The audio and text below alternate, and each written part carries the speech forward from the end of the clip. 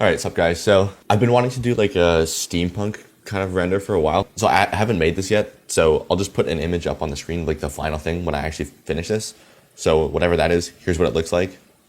The basic plan is, my family was doing a crossword this morning, but instead of, they gave it to me to fill it out, but instead of doing that, I just drew this random design. So I'm gonna take this and recreate this design in Blender. And then I want to combine it with like a bunch of steampunk pipes and stuff.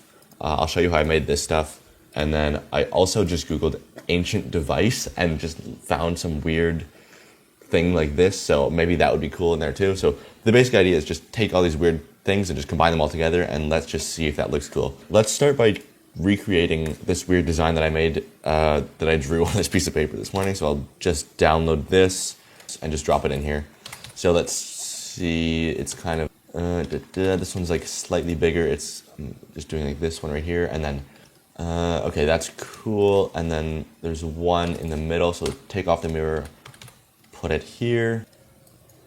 Yeah, and then something like that. Control L, delete faces. Okay, so that's done. All I did was just take a bunch of circles and lines and just line them all up into roughly whatever this shape is. Okay, so let's convert it to a mesh to apply all modifiers at once, join it together, set the origin point to the center of the geometry, and then let's just rotate it 90, clear location, and then just pull it over here. Nice, now this will be the like main centerpiece thing here. So let's just turn on the emission a little bit. I want it like slightly warm, like that. Volume scatter into the world settings, just 0.01. Maybe it's too soft, so something like that. Turn this up to like 0.7 or something. More strength, just so it's glowing a bit more. Let's just take the noise texture, run that into the alpha. Yeah, you can see what that's doing. Turn up the detail, roughness, and then just kind of make it look a bit grungy and faded. I think I want a walkway here, so let's do that. Let's just do some basic walls like this. Perfect. And then I'll just fill this up with pipes and stuff after. And apply scale, unwrap it with Q project. I just made a bunch of stuff like this. All this is a cylinder. So yeah, to make these, I just took a cylinder like this and just kind of shaded it smooth. Took pieces like extrusions out like this. Just basic modeling of like a few different pieces. And then once you have a few pieces, you can kind of just chuck them all together like this. If you want to do curves, like bends in the pipe, you can just take this, take the spin tool, put the cursor here, and then just kind of run it out like that. Just use these arrows to like move these handles around, extrude certain parts, you know. So you just make a bunch of pieces and then just kind of do that a bunch of times, fit them all together in a weird way, look at reference photos to get ideas of where things go. And then I just did that a bunch of times. So you can see here, I made this whole pack of stuff here. So if you don't want to model all this, you can just download this for free. The first link in the description will just have a free pack of all these that I made. So you can use those if you don't want to model. So I made these yesterday or a few days ago and then just saved them all into here.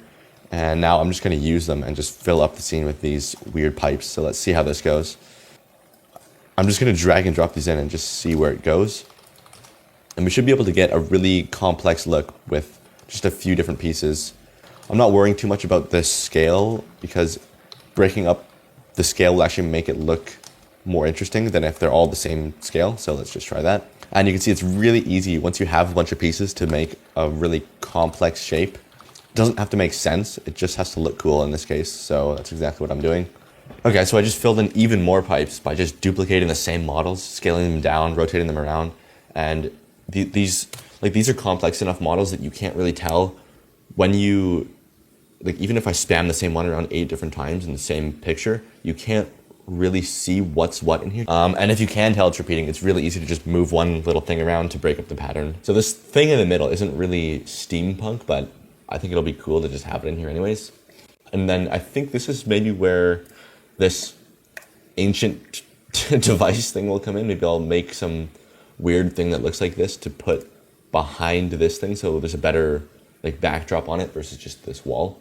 It's just going to be like circle, another circle, circle that's offset, some weird bar that's like crooked and offset from the center, and then try to fill this in with some weird pattern or something. Okay, so we already have this, so that's nice. And let's do like a quick inset, extrude that in a little bit, Shift D, scale it down, separate selections because I want it as a new object, pull that out. We need another circle that's offset from the center, so like that, bevel that a little bit. Nice, and then we need something in the middle, so let's just inset that, extrude that out, and then let's take a cube, scale that down to like there, pull that out a bit, scale it this way, make some weird thing like this, and I think this was like kind of offset like that, so we'll just kind of copy that. That works. Just pull a little thing out, bevel, nice. Kind of rotate it around like this. Let's do like a broken up circle too, so let's just duplicate this, delete those. Yeah, that's kind of cool, why not? Again, this doesn't need to perfectly match whatever this thing is. I don't even know what it is, but it just needs to look somewhat like this type of vibe, just so there's something in here that looks cool. So that's exactly what I'm trying to do. Okay, that could be better, but it's gonna be good enough for now. So let's actually duplicate this and just make a variation of it. So, oh, and then we can just take these and like put it behind here. And that will be cool. So I'm just duplicating the same little parts that I made over and over again, and that's just giving it a much more complex look. Kind of going for like clockwork vibes, but not really. It's kind of like an abstract thing still. It's not really supposed to be a thing. Okay, I think we're good. Let's just parent everything to the biggest part. So Control P, K, keep transform. So I'm just messing around with as many different lighting setups as I can just to figure out like what things might work and what like won't. I think this is the best option, is to have it a bit silhouetted like this. It's a little bit tricky just finding the balance of like complexity, but still simple enough that you can make out all the shapes very clearly. Okay, I liked the other camera angle before, so let's just go back to that. I don't like the color anymore, so let's just put it back to this. That might be fine. I might have to just do that. Okay, I might cut this up into segments like this, so let's just apply the scale, array, and then I'll just model one little piece, and then this one piece will just be repeated over and over again. Do I want glass here? I don't know. Let's pull this down. Yeah, that's kind of cool. Inset again, scale, pull it up, and let's take these maybe. I'm just messing around and just trying to find a cool shape. Bevel, and that should be fine. Maybe let's inset one more time on here. You know what? Just take a plane. Let's make a new texture. We need some glass. And then let's take some kind of roughness map. Take the roughness, run it into there. Color ramp, pull that up a little. That should be fine. Okay, I might just take a break right here. Let's just do another test render, leave it on here. And I'm just gonna pause this and come back and just take a quick 5-minute break and then reassess where we are. Okay, I'm just gonna make the texture on all this stuff a little bit brighter like this. And then I also wanna just pull this back a little bit so it's more brightness. There we go, that's looking kind of cool. Maybe I should make these darker again. I don't really like how that looks. Super bright. We could try the panoramic lens again, so maybe just do 24. If you switch it to fisheye lens polynomial, you get all these settings here. K1 is gonna be your focal length, and then K2 is gonna be the distortion around the edge, so you can just adjust. Like here's basically perspective lens, and then you can just pull that back a little bit if you don't want like the full distortion that it gives you on the fisheye. Just a little bit like that is kind of nice, so maybe let's try that. Yeah, that's cool. And then maybe we can take this strength of this up a little bit, so let's go like 12 on here. And you see how when you model one little thing, you can spam it around a lot before you actually start to see that it's repeating. Okay, so I think I just need to find a way to make this less harsh and just like there's just a lot of stuff happening here, and I just want to make it more clear and easy to look at. So let's just see if I can figure out a way to do that. Let's take down the brightness of this thing. Maybe let's go like 6 or 7.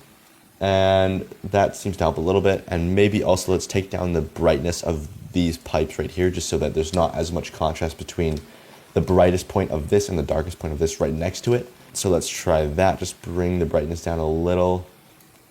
And that just makes it a little bit easier to look at, so it's not so contrasty in all these complex areas here. It looks more rusted almost, so I think I kind of like that. And now I think we're good to render here. Okay, let's get this rendered. I'm gonna run it through Photoshop and then I'll show you the final result after.